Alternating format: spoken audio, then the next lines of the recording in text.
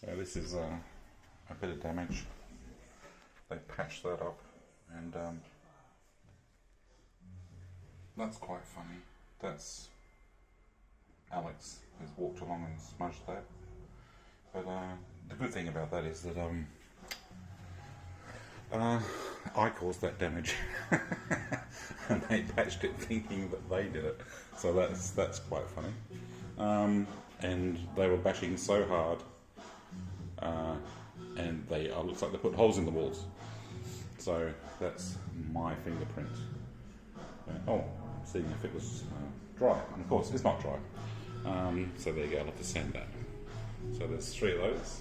These are the mirrors going in.